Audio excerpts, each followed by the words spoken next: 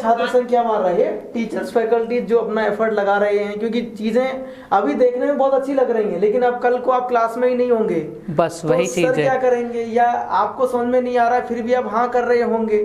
तीसरी बात, एक डर तो इसमें एक फायदा ये भी है बेटा कि जैसे आपको कुछ समझ में नहीं आया तो ना तो आपको कोई देख पा रहा है, ना कोई आपको जान पा रहा है, तो आप अपने मन की शंका सीधे पूछ सकते हैं। क्योंकि हम जब पढ़ते थे स्कूल में तो कॉलेज दिक्कत में, रहता, तो शर्म आती थी कि हम किससे पूछे, है ना, कोई नहीं थे। लेकिन यहाँ तो आपको कोई नहीं जानता है तो भय मुक्त होकर के हम पूछ सकते हैं। और ये आप सब बच्चों का अधिकार है कि आप मुझे 24 में से भले ही 25 घंटे परेशान करो, तो 1 घंटा फालतू लें एक दिन में, लेकिन परेशान करें कि आपकी व्यवस्थाओं को हम दुरुस्त क्यों नहीं कर रहे हैं। समझ में आया सर? आगे जी, ये राइट है आपका, अधिकार है आपका। और ये आप ये ना सोचें कि फ्री में मिल रहा है, आप ये सोचें कि इसके पीछे बहुत कुछ इन्वेस्ट हो रहा है, मेरा पैसा लग रहा है, समय लग रहा है। सबसे जरूरी चीज होती है आपका समय लग रहा है, समय है लग ना। रहा है। तो समय से मूल्यवान चीज कोई भी नहीं है, तो उसको गंवाना नहीं है। और ये मौका था कि एक ये मॉडल बने देश में। मैं चाहता हूँ आप सब बच्चे पढ़ेंगे और अच्छे रिजल्ट आएंगे तो देश में मॉडल बनेगा। बहुत अच्छी बात है सर, हमारे भी घर वाले बहुत खुश हुए कि ऐसी फ्री कोचिंग कौन करवा रहे हैं, कि मैं सर बहुत बच्चा एक। केवल खुश नहीं होना, हमें मेहनत करनी है ना। बहुत मेहनत करेंगे। हाँ, नतीजे तक पहुंचने के लिए बहुत जरूरी है कि मेहनत नहीं सर, हम जी जान से मेहनत करेंगे सर। और एक काम और करना है, जैसे सर ने बोला कि जैसे हम लोग यहाँ पे आपको पढ़ाने की जिम्मेदारी ले लें, तो वैसे आप अपने कॉलेज में स्टूडेंट को इकट्ठा करने की जिम्मेदारी लो, है ना। आप क्योंकि वहाँ देखने के लिए प्रोफेसर तो लगे हुए हैं, लेकिन फिर भी आप जिम्मेदारी से क्लास चलाएं। सुबह दोपहर में क्लास चलाएंगे, उस समय देखें कक्षाएं क्यों नहीं हो रही हैं, अगर टाइम पे इंटरनेट की प्रॉब्लम, आप शिकायत दर्ज करें। ये आपकी जागरूकता को दिखाता है कि आप ये सोचें कि ये आपके लिए हो रहा है, तो आपके साथ कुछ गलत ना हो, उसकी जिम्मेदारी पूरी की पूरी आपकी है, ठीक है। तो इसको आप अपने कंधों पर लें और लोगों को ज़्यादा से ज़्यादा तक बताएं कि ऐसे अभी कोई प्रोग्राम इस राजस्थान के अंदर, इस दुनिया के अंदर, इस इंडिया के अंदर चल रहा है ना। और मैथ्स, बस मैं यही कहूँगा 10 बार मैथ्स ये बोलना कि मुझे डर नहीं लगता सोने से पहले, ठीक है। ठीक सर। ओके, जय हिंद। जय हिंद, जय भारत। जय हिंद। दिव्या कुमावत, हम आपसे बात करना चाह रहे हैं अभी। आपको आवाज आ रही है दिव्या कुमावत? दिव्या जी, आप तक आवाज आ रही है? जय हिंद। कहाँ से हैं आप? मैं बाली से। कहाँ से? बाली। बाली। ओके ओके ओके, बताइए क्या पूछना चाह रहे हैं?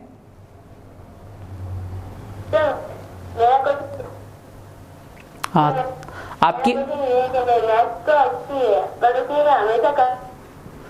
आपकी आवाज़ सही से नहीं पहुंच पा रही, आप वापस से एक बार बोलने की कृपा करें।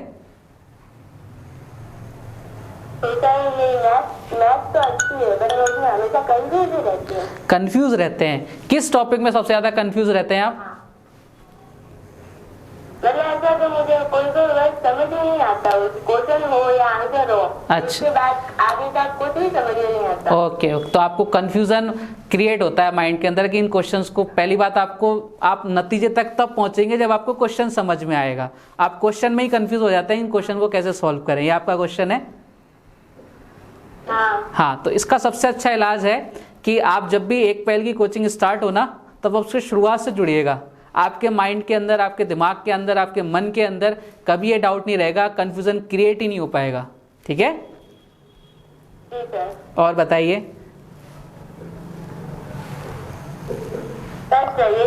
अच्छा, क्वेश्चन यही था, तो आपको आंसर, आई होप कि आप मेरे आंसर, जो मैंने आपको आंसर दिया उससे आप एकदम संतुष्ट होंगे। मैथ्स बहुत आसान है, ठीक है, इनमें कंफ्यूजन वाली बात ही नहीं है। 2 + 2 4 ही होता है हर किताब के अंदर, 5 - 5 0 ही होगा, तो इसमें कंफ्यूजन तो होना ही नहीं चाहिए। इससे अच्छा सब्जेक्ट तो कोई है ही नहीं।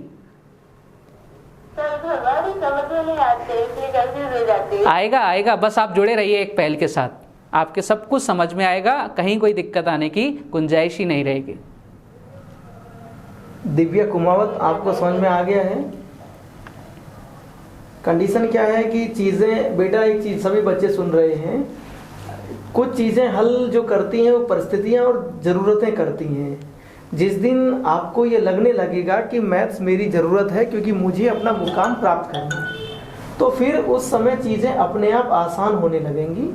सर तो है ही, लेकिन जब आपको नींद ना आए, समझ जाइए आपका लक्ष्य आपको रात को जगाने लगे, आपको बेचैनी होने लगे, आप समझिए कि चीज़ें अब आसान होने लगी हैं। जैसे कई बार लोग आपको कहें कि तू सो जा, जब भी मन कहे आपका कि नहीं अभी मुझे नहीं सोना है क्योंकि मुझे बहुत कुछ करना है, तब एक समय लोग कहेंगे तो पागल है यार, बिल्कुल पागल हो गया, इसे समझ में ही नहीं आ रहा है, नहीं सोएगा तो फिर कैसे चलेगा, स्वस्थ रहना जरूरी है। जब लोग आपको ये उपदेश देने लगे, आप समझिए एकदम से सही ट्रैक पर हैं। और मैं आप सभी बच्चों को एक बात बताना चाह रहा था, कई दिनों सोच रहा था कि इस दुनिया में सबसे सरल काम केवल पढ़ना है, जिसमें कोई जोर नहीं पड़ता है, कोई भी, लेकिन यही काम हम ईमानदारी से नहीं कर रहे होते हैं। दूसरी बात, ये समय जो 3, 4, 5 दिन का जा रहा है आपका, इसी बीच दौरान आपको मैसेज आ जाएगा कि इतने तारीख को कक्षाएं स्टार्ट होने वाली हैं। उसके बाद से सारी चीज़ें आसान होंगी। केवल और केवल हम एक पहले इंडिया पूरी टीम ये चाहते हैं कि आप ईमानदारी से ही अध्ययन करेंगे, क्योंकि हम आपको देख नहीं पा रहे होंगे, हम आपसे मिल नहीं पा रहे होंगे, बस उम्मीदों पे जी रहे होंगे कि हमारे बच्चे हमारी बात मानकर ईमानदारी से पढ़ रहे होंगे।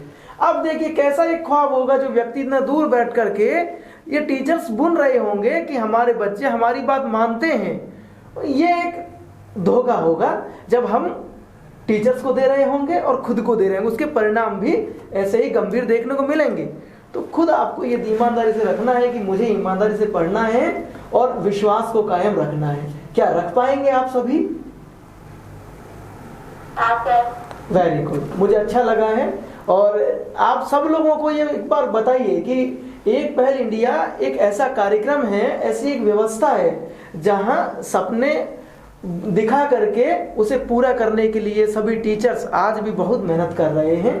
और मैथ्स की क्लासेस राहुल सर हैं, उस दिन गोपाल सर का परिचय हुआ था आपका कोलकाता से, तो सभी लोग देश से इकट्ठे हो रहे हैं। लेकिन राहुल सर इसलिए बेस्ट हैं क्योंकि राहुल सर एक अच्छे व्यक्तित्व, मैं इन्हें डायरेक्टली यहाँ से जानता हूँ कि कहाँ से उठे हैं, कैसे पहुँचे, इसलिए मैं इनकी तारीफें कर रहा हूँ। पिछले 3-4 साल से रेगुलर इनके साथ हूँ, ठीक है। बस मुझे उम्मीद है कि आप हमारी बात मानेंगे, आप मेरी बात मानेंगे, टीम की बात मानेंगे और अपने माता पिता की तस्वीर अपने दिमाग में रखेंगे और उनके सपनों को और हमारे जैसे गुरुजनों की बात मान करके उनको पूरा करने के लिए मेहनत करने के लिए तैयार रहेंगे। एक सवाल आपको भेजा गया है टीम की ओर से, मेरा एक आया था उसमें कि आप सब लोग अपनी राय रखें, आप क्या हैं, क्या करना चाहते हैं, क्यों करना चाहते हैं, ऑफिसर्स टॉक से आपको क्या उम्मीद है और एक पहल इंडिया से आपके जीवन में क्या बदलाव हो सकते हैं, क्या सुझाव आप देना चाहते हैं। ये जल्दी, जितने जल्दी आप मुझे भेजेंगे उसका एनालिसिस करके मैं एक और आगे की रणनीति तैयार करूंगा। जो भी हमसे बेहतर हो पाएगा हम लोग वो तैयार करेंगे, बेहतर करेंगे बेटा, ठीक है। और लोगों को जगाने का काम आप करेंगे, अब करेंगे ना आराम से। मैं देख रहा हूँ कि ग्रुप्स में और इस पर लगभग 5000 से ऊपर बच्चे इस ऑफिसर्स टॉक इस पे क्लास ले, लेकिन रिव्यूज सबके नहीं आते हैं, ठीक है। तो मैं चाहता हूँ कि आप जागरूक बने, अपना थोड़ा सा वक्त निकालें, एक मैसेज जो आपको गया है उसका रिप्लाई ज़रूर करें, ये आपकी भलाई के लिए। तो इतना सा आपसे सबसे एक निवेदन है, जो भी इस चीज़ को सुन पा रहे हैं, कि उस मैसेज का रिप्लाई ज़रूर करें कि हमें ये चीज़ अच्छी लगी, इसमें सुधार की गुंजाइश है, तो उसको लेकर हम लोग आगे वर्क करें और आपके लिए एक बेहतर एजुकेशन सिस्टम लाने की कोशिश करें। ठीक है दिव्या कुमावत जी, आज आपकी खिंचाई हो गई, थोड़ा सा डांट दिया है सबने। नहीं नहीं, इसमें खिंचाई नहीं, आपके बेहतरी के लिए है। कौन सा कॉलेज है आपका? मेरा गवर्नमेंट कॉलेज बाली। अच्छा कॉलेज है बेटा, मैं आऊँगा बाली कॉलेज में भी आऊँगा। अभी आने वाले 15 दिनों में सभी कॉलेजों में मैं विजिट करूँगा। एलडी पैनल आपके यहाँ भी पहुँचेगा बाली में, ठीक है। तो मैं आऊँगा और तब हम मिलेंगे सब, ठीक है। ओके, जय हिंद। चलिए, शुभ रात्रि। अभी हमारे साथ जुड़े हुए कविता सालवी। कविता सालवी, आप तक आवाज पहुंच रही है? कविता सालवी, आपको आवाज आ रही है? जय हिंद, जय भारत। कैसे हैं? आप कैसे हो? एकदम बढ़िया। कहाँ से हैं आप? सर मैं जिला और टिकरवास गाँव है। आपने पूरा एड्रेस बता के बताया कि आप कितनी सजग हैं। सर कंफ्यूज हूँ। नहीं, कंफ्यूज किस चीज़ में कंफ्यूज है? आपका कंफ्यूजन दूर करते हैं, बताइए।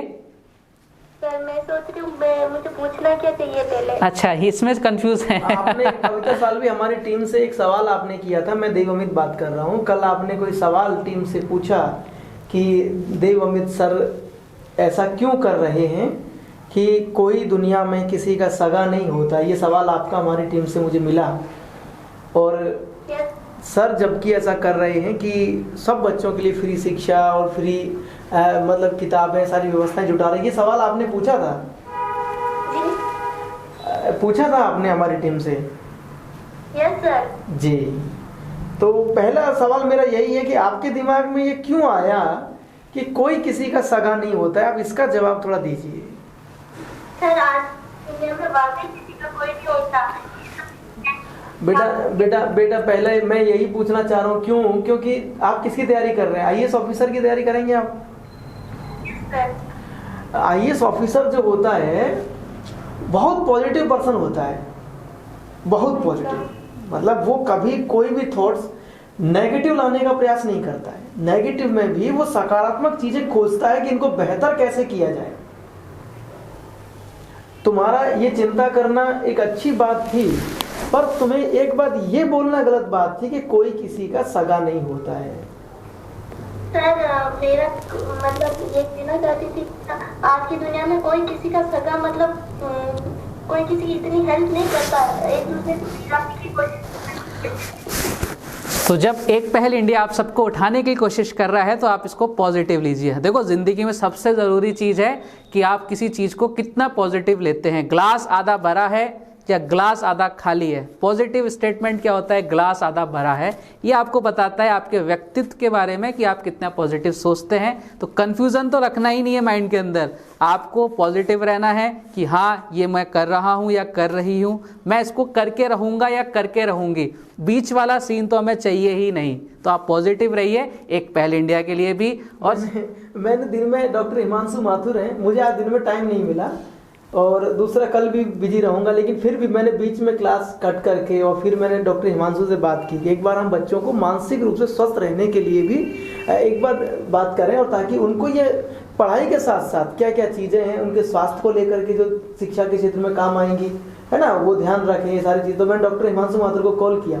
तो कल शाम को आप सभी की जो डॉक्टर हिमांशु माथुर सर है वो क्लास लेंगे। इसी वजह से मैंने चिंता की कि बच्चों को मानसिक रूप से स्वस्थ होना जरूरी है। दूसरा मेरा कहना यही है, सर ने भी बताया कि पॉजिटिव होना जरूरी है। मैं दिन में टाइम मिलता तो बात करता कि एक बच्चा जो आईएएस की तैयारी कर रहा है, कहने की कला ही होती है जो आपको प्रस्तुत करती है कि आपकी सोच किस प्रकार से है और आप वास्तविकता में किस ओर तक जा सकते हैं। तो अभी ये एक दिन समय आएगा जब मैं और पूरी टीम एक साथ एक मंच से, खुले मंच से ये बताएंगे कि वास्तविकता में हमने ऐसा क्यों किया। आज अति कितनी हो गई है और उसको नेक्सस को हम तोड़ना चाह रहे हैं, लेकिन उसमें आप सबका सहयोग क्या चाहिए कि आप हमें प्रत्येक जरूरतमंद बच्चे तक पहुंचाने का प्रयास करें।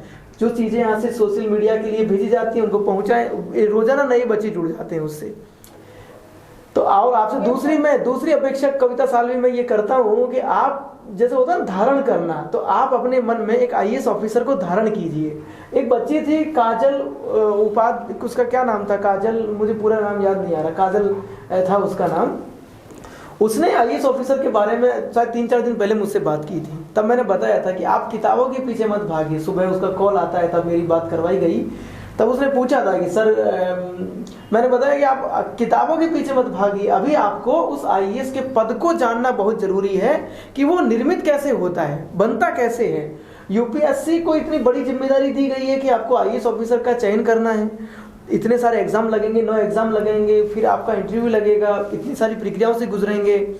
तो कैसा व्यक्ति होना चाहिए जो किसी जिले को चलाएगा, जो किसी राज्य को चलाएगा, मुख्य सचिव बनता है, देश में मुख्य सचिव बनता है, सेक्रेटरीज बनते हैं, तो कितना बड़ा दिमाग होना चाहिए उसका। तो उसके लिए पहले हमें उस पद को जानना बहुत जरूरी है। आप विषयों पे मत जाइए। सर ने कहा मैथ से मत डरिए क्योंकि मैं बैठा हूँ, दूसरे टीचर्स कुछ और कह रहे हैं कि मैं हूँ। तो अब आपको जानना है जिस पद की ओर बढ़ रहे हैं उसकी सोच कैसी होनी चाहिए, बस। बिल्कुल, और बने रहिए हमारे साथ। आपसे इतना ही गुजारिश है, आप हमसे जुड़ गए ना और लगातार रूप से जुड़ गए तो आपके जीवन में जैसी भी परेशानियां होंगी, चाहे वो आपकी आर्थिक रूप से हो, चाहे आपकी मानसिक रूप से हो, चाहे आपकी शैक्षिक रूप से हो, आपको कहीं जाने की ज़रूरत नहीं है। एक पहल इंडिया की पूरी टीम, पूरा उनका मैनेजमेंट आप सबके साथ है, बशर्ते आप लोग भी हमारा साथ दीजिए। बस इतनी सी आपसे विनती है, गुजारिश है, निवेदन है। सर मैं बहुत कंफ्यूज रहती हूँ मैथ्स में। मतलब क्या कंफ्यूज करता है आपको मैथ्स के अंदर? सर जैसे कि है ना, मैंने ना काउंटिंग कर दी, उसके बावजूद है ना किसी को पैसे देने रहते हैं तो भी जाने के बाद सोचती रहती हूँ कि मैंने चलिए, इसका इलाज मेरे पास पता है क्या है। जब अपन फर्स्ट क्लास लेके आएंगे ना, अपनी पहली जो क्लास होगी, वहाँ हम पूरी बेसिक चीज़ें सीखेंगे कि कैसे जोड़ना है, कैसे घटाना है, गुणा भाग, जो अपन तीसरी या चौथी क्लास में सीखते आए थे ना, वो वापस से अपन रिवाइज करेंगे। आप उस क्लास को अटेंड कीजिएगा, देन लाइफ में कभी आपको इस तरह की कोई दिक्कत नहीं आएगी कि आप किसी को ज़्यादा पैसे दे दो या किसी से कम पैसे ले आओ। आपको नुकसान में नहीं रहने देंगे हम। कभी कभी मैं छोटे बच्चों को स्टडी कराती हूँ, मुझे इतना तो आता है, लेकिन मैं कभी कभी बहुत। हाँ बिल्कुल, आप जितनी भी आपकी कंफ्यूजन है ना, आप जैसी क्लासेस स्टार्ट हो आप बने रहिएगा, आपके सारे कंफ्यूजन जो भी डाउट हैं वो सारे के सारे क्लियर हो जाएंगे। उसकी जिम्मेदारी मेरी है। सर एक और प्रॉब्लम है। बोलिए। सर हमारे कॉलेज 20 किलोमीटर के डिस्टेंस में, और हमें कोई जाने का इसका जवाब आपको पहले मिल चुका है, मुझसे बात हुई है इस बारे में। मैंने बताया कि सीनियर सेकेंडरी स्कूल्स में भी कक्षाएं स्टार्ट होंगी और उसके लिए समय लगेगा, क्योंकि 22,000 स्कूल हैं, एक दो स्कूल नहीं है ना। और आप ये समझिए, एक संस्था, एक व्यवस्था पूरे राजस्थान को जो ये सुविधाएं सेवाएं देगी, तो मतलब कितनी बड़ी जिम्मेदारी हम लोगों के ऊपर है। तो आपकी अकेले समस्या नहीं है, समाधान हो गया है। लगभग स्कूलों में कक्षाएं अप्रैल या मई तक पहुंचेंगी, कॉलेजों में कक्षाएं अभी जनवरी में स्टार्ट हो जाएंगी, लेकिन स्कूलों में कक्षाएं लगभग अप्रैल भी लग सकता है, मई तक भी। लेकिन फिर स्टार्ट होने के बाद निरंतर रहेंगी, निर्बाध रहेंगी। तो फिर आप अपने गांव के स्कूल में पढ़ लीजिएगा। और एक चीज़ मैं और सर की बात में ऐड करना चाहूँगा कि आपने लाल बहादुर शास्त्री जी का नाम सुना है? हाँ, शास्त्री जी को सुना ही है। हाँ, अपने बहुत पीएम थे देश के, है ना। वो नदी तैर के पढ़ने जाते थे। अपने साथ वो दिक्कत तो नहीं है? नहीं सर। हाँ, अपने साथ कलाम सर वाली दिक्कत तो नहीं है कि वो अपने सारे गहने गिरवी रख दिए थे? नहीं सर। नहीं है ना। तो बस अपने, मैंने क्या बोला, पॉजिटिव, ग्लास आधा भरा है। बस आप इसको माइंड में लेकर चलो, सारी दिक्कतें, सारी परेशानी एक दिन खत्म हो जानी है। बस पॉजिटिव माइंडसेट रहना चाहिए। कोई कितना दूर है, कैसे जाना है, क्या करना है, वो सारी चीज़ें आपको माइंड में रखनी ही नहीं है। आपका फोकस होना चाहिए पढ़ाई के लिए कि मुझे बस यहाँ तक पढ़ना है, ये पढ़ना है, ऐसे पढ़ना है, इसका रिवीजन करके कल मुझे आपको अच्छे नंबर लाने। ये अपना ध्यान इस पर रखो, बाकी सारी चीज़ें आप दिमाग से निकाल दो। ये बहाने खोजना बंद कर दीजिए, क्योंकि ये बहानों की श्रेणी में ही आते हैं, है ना। तो आगे से ये ध्यान रखिए कि आप यूपीएससी क्रैक करने वाले लोग हैं। और ये सुन के आपसे थोड़ा संतुष्ट नहीं हूं मैं कि आप, सर ने कहा कि नहीं, बस एक ही चीज़ ध्यान रखनी है कि मुझे एग्जाम पास करना है, तो नदी थोड़ी पार करनी पड़ रही है। बस लोगों ने बहुत कुछ दिया, मतलब आप अपन सोच भी नहीं सकते कि कोई इंसान इतना ज़्यादा मेहनत करके, इतनी कठिनाइयों को जुड़ के। मैं आप सब बच्चे हैं, मैं सर का फिर दोबारा टाइम ले लिया। मैं आप, एक बात आती है याद मुझे कई बार कि सभी बच्चे ध्यान से सुनना और डायरी हो तो लिख लेना, ये लाइन मेरी जीवन का कड़वा अनुभव मैं आपको बता रहा हूँ। लोग पूछते हैं सफलताएं किससे मिलती हैं, तो लोग कहते हैं सफलता मेहनत करने से मिलती है, लेकिन मैं देवअमित ये कहता हूँ कि सफलता मेहनत करने से नहीं, त्याग करने से मिलती है। पहली श्रेणी त्याग से स्टार्ट होती है। सफलता पूछती है व्यक्ति से कि मैं आऊंगा या मैं आऊंगी, तो तुम मेरे लिए किन किन चीजों को छोड़ सकते हो। कुछ स्पेस हमारे पास जब खाली होगा तो चीजें हमारे पास बेहतर आएंगी। तो पहले त्यागना होता है, हमें नींद त्यागनी होती है, आराम त्यागना होता है, चैन त्यागना हो। मेहनत तो बाद में शुरू होती है ना भाई, पहले हमें चीजें त्यागनी है, आराम छोड़ना है, हमें नींद नहीं आनी चाहिए, दोस्त छोड़ने हैं हमें, हमारी और जो आनंद की चीजें वो छोड़नी होती हैं, वो छूटती नहीं है। और लोग मेहनत करना शुरू कर देते हैं, लेकिन एक समय आता है वो मेहनत को फिर छोड़ देते हैं, लेकिन आराम की जिंदगी जीना चाहते हैं। तो मैं यही कहता हूं कि मेहनत से पहले किसी भी सफलता को प्राप्त करने के लिए त्यागना जरूरी है। क्या आप इन चीजों को त्याग सकती हैं कि मेरा कॉलेज दूर है, क्या आप इन चीज़ों को त्याग सकते हैं कि मैथ बहुत कठिन है? क्या इन चीज़ों को त्याग सकते हैं कि हम बहुत कंफ्यूज रहते हैं? ये चीज़ें त्यागने वाली हैं। हमें क्या करना है कि हमें तैयार रहना है कि मैं सब कुछ कर सकता हूँ जो आईएएस बनने के लिए मुझे करना पड़ेगा। तो सबसे पहली सीढ़ी, मैंने बहुत सारी चीज़ें त्यागी हैं, मैंने बहुत सारे घर छोड़ा है, मैंने त्याग दिया है, मेरा जीवन में मैंने त्याग दिया है कि मुझे जिंदगी जीनी है, मुझे त्याग दिया है कि मुझे आनंद चाहिए, मुझे त्याग दिया है कि मुझे सुकून चाहिए। मुझे चाहिए क्या कि मेरे देश के प्रत्येक बच्चे जिसका सपना है वो पूरे हों, फ्री पढ़ें, उनको व्यवस्थाएं जुटा के मैं दूं। तो कठिनाइयां आएंगी और ये बताने से कभी सॉल्व नहीं होंगी। समझ में आया? आप सब बच्चों को मेहनत के बजाय क्या करना है, पहले त्याग करना है। बुरे दोस्तों को त्याग दो, नींद ज्यादा आती है उसे त्याग दो, आराम चाहिए उसे त्याग दो। कठिनाइयों को चूज करो, आराम को त्याग दो, खत्म। लाइफ का आपको कहीं जाना है, इन सारी चीजों को पहले त्यागो, बस लगे रहो और फिर मेहनत करना, देखना आनंद आएगा। फिर एक दिन लोग आपको कहेंगे कि ये तो पागल है, तब आप समझ जाना कि ये पागल हो गए हैं अब। आपने विराट कोहली का नाम सुना होगा, वो रोज 10 किलोमीटर भागता था, है ना?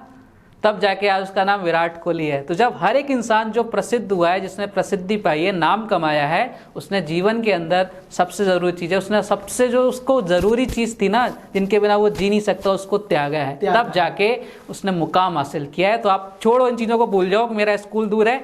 आपके मन में होना चाहिए कि मेरा ड्रीम मेरे पास है, स्कूल चाहे कितनी दूर हो, मेरे को आईएएस बनना है, वो सपना मेरे पास है, बस आप बन जाओगे। तो वेरी गुड, ठीक है कविता सालवी, उम्मीद करता हूँ आपको अच्छा लगा होगा। सर बहुत अच्छा लगा। बिल्कुल, धन्यवाद आपका, बने रहिएगा, ठीक है? हाँ, ओके। जो सवाल आपको भेजे गए हैं टीम से, उनका जरूर जवाब आपको भेजना है। ओके, जय हिंद। ये है इनका नाम है भगराम बामनिया। बामनिया, बहुत कठिन नाम है यार, पढ़ा नहीं जा रहा है, क्या करें। लेकिन कैसे हैं आप बीबी? मैंने आपको शॉर्ट में बोल दिया है, बी स्क्वायर मैथ्स की भाषा में। कैसे हैं आप? जय हिंद, जय भारत। कैसे हैं? अच्छे हैं सर। कहाँ से हैं? जोधपुर से। जोधपुर से सेकंड कॉल है ये, और बहुत अच्छे लोग हैं जोधपुर के। बताइए, पूछिए क्या पूछना है आपको। सर मैं कि पढ़ने का 7 घंटे है। आवाज़ नहीं आई, वापस रिपीट करेंगे? सर जैसे कि मेरे पढ़ने का जो शेड्यूल है ना, 7 घंटे का है। अच्छा। और जो मुझसे सीनियर है, जो मैं लाइब्रेरी में जाती हूँ, वो मुझे कहते हैं कि 18 घंटा पढ़ेगी तभी आपको यूपीएससी क्रैक कर पाओगे। हाँ, ये सवाल बहुत लोगों का आता है, मैं इसका जवाब बहुत बार दे चुका हूँ, एक बार फिर से देता हूँ। देखो, ये एक माइंडसेट बना रखा है लोगों ने कि आप 14 घंटे पढ़ोगे। जैसे मैं जब अपनी बात करता हूँ, जब मैं 12th क्लास में था तो मेरे को IIT कोचिंग करनी थी, तो लोगों ने बोला कि भैया जब तक आप है ना 10 घंटे नहीं पढ़ोगे, 12 घंटे नहीं पढ़ोगे, तब तक कुछ क्रैक नहीं होगा। ये सब चीज़ें होनी चाहिए, पढ़ना ज़रूरी है, लेकिन आपके अंदर कितनी क्षमता है, आप किसी क्वेश्चन को कितना जल्दी समझ सकते हो, उसके अकॉर्डिंग पढ़ाई होनी चाहिए। आप 8 घंटे बैठे हो, लेकिन उस 8 घंटे में से आपने 8 घंटे केवल पढ़ाई को दिए हैं, बजाय 16 घंटे के बैठने से। इसमें आपने आधे घंटे व्हाट्सअप चला दिया, आधे घंटे आपने इंस्टाग्राम चला दिया, फिर 2 घंटे फेसबुक चला ली। उससे अच्छा है आप 8 घंटे दो, लेकिन वो केवल पूरा का पूरा ध्यान आपकी पढ़ाई की तरफ होना चाहिए, वो बेटर है बजाय उन 16 घंटे के, मेरी नज़र में। सर जैसे कि मैं 1 घंटा पढ़ती हूँ, फिर 10 मिनट रेस्ट करती हूँ, या फिर जैसे घूमने लग जाती हूँ। नहीं, ये चीज़ें आप, मैंने क्या बोला, ये सब चीज़ें अपने माइंड की एक विकार है कि मैं 1 घंटे तक, आपने क्या कर रखा है, अपना माइंड को इस तरह से ट्रेंड किया है कि 1 घंटे के बाद मुझे कुछ समझ में ही नहीं आएगा। तो आपको, आप ही हो, इस चीज़ को आप खुद ही निकाल सकते हो कि भैया नहीं, मैं आपको 1 घंटे सिटिंग नहीं, मुझे अब इसको क्या करना है, 2 घंटे की करनी है। एकदम से ऐसा मत करना है कि मुझे 4 घंटे बैठना है, नहीं पढ़ पाओगे आप। 1 घंटे से बढ़ा के 2 घंटे पे जाओ कि मुझे 2 घंटे से पहले उठना ही नहीं है। 2-4 दिन तकलीफ रहेगी, लेकिन उसके बाद आप जब आप 2 घंटे पढ़ने लग जाओगे तो जो 10 मिनट का जो गैप आता है ना, वो एक्चुअल में 10 मिनट का नहीं होता। आप 5 मिनट पहले सोचने लग जाते हो उसके लिए कि अब मेरे को गैप लेना है, फिर 10 मिनट का गैप लोगे, फिर 5 मिनट बाद तक सोचते रहोगे कि इस 10 मिनट में मैंने ये किया, तो वो गैप आपके 20 मिनट का या 25 मिनट का हो जाता है। तो हमें वो लगता 10 मिनट का है, लेकिन वो 20-25 मिनट का गैप हो जाता है। उसको हटाओ, माइंड से चीज़ निकालो कि मुझे एक गैप लेना है। गैप तब लो ना जब थक जाओ। 2 घंटे में बैठे बैठे इंसान कैसे थक सकता है 1 घंटे में? पॉसिबल नहीं है, है ना। तो माइंड को ट्रेन करो आप अच्छे से, इसकी मत सुनो, इसको अपनी सुनाओ कि नहीं तू मुझे कह रहा है 1 घंटे बाद उठना है, लेकिन मेरे मन में मैं तुझे बोल रही हूँ कि मुझे तो 2 घंटे बाद या 3 घंटे बाद उठना है, ठीक है। मन की मत सुनिए। भादाराम, आपका क्या नाम है? मेरा नाम किरण है सर, ये मेरे पापा का फोन है इसलिए। कोई बात नहीं, कल इसे एक बार टीम में मैसेज करके या कॉल करके चेंज करवा लीजिए। हाँ, ये नाम जरूर चेंज करवाइएगा। दूसरा मेरा एक सवाल है बेटा आपसे, आप आईएएस की तैयारी कर रहे हैं? हाँ सर। तो आपको जो लोग कह रहे हैं वो क्या कर रहे हैं? वो तो सर वो भी अभी कॉलेज से कर रहे हैं, कोई ये टीचर वगैरह की कर रहे हैं। देखिए चीज़ें क्या हैं, सर ने आपको जैसे एक्सप्लेन किया, मैं उसमें एक शब्द जोड़ रहा हूँ। जब हम आईएएस की तैयारी करते हैं तो वहाँ घंटे मायने क्यों नहीं रखते हैं? क्योंकि आप देखिए कि हम क्या करते हैं, टॉपर्स की कॉपियाँ चेक करते हैं। टीना डाबी मैम ने जब लिखा आंसर को तो किस शैली में लिखा था? आंसर राइटिंग एक बुक आई है अभी, सृष्टि देशमुख मैम ने लिखी है, द आंसर राइटिंग। देखा है? नहीं सुना है, कोई बात नहीं। मैं एक प्रश्न देता हूँ आपको, सभी बच्चों ने पढ़ा। सर के पास तो साइंस रही है इसलिए वो साइंस के स्टूडेंट हैं, मेरे पास आर्ट्स में मेरी ज्योग्राफी रही है, तो मैं ज्योग्राफी का एक प्रश्न बताता हूँ। जो भी बच्चे इसमें सुन रहे हैं सबको समझ में आएगा, फिर आपको समझ में आएगा 18 घंटे और 7 घंटे, मतलब 7 घंटे पढ़ने वाला बच्चा 18 घंटे पढ़ने वाले बच्चों पर कैसे भारी पड़ते हैं। जैसे मैंने एक प्रश्न लिखा यूपीएससी में, मैथ की क्लास है लेकिन मैं प्रश्न ऐसा आ रहा है तो मैं साथ खड़ा हूँ सर के, तो जवाब दे रहा हूँ। भारत में हरित क्रांति की आवश्यकता क्यों पड़ी? उसका भारत के किसानों के आर्थिक और सामाजिक जीवन पर पड़ने वाले सकारात्मक और नकारात्मक प्रभावों को बताइए।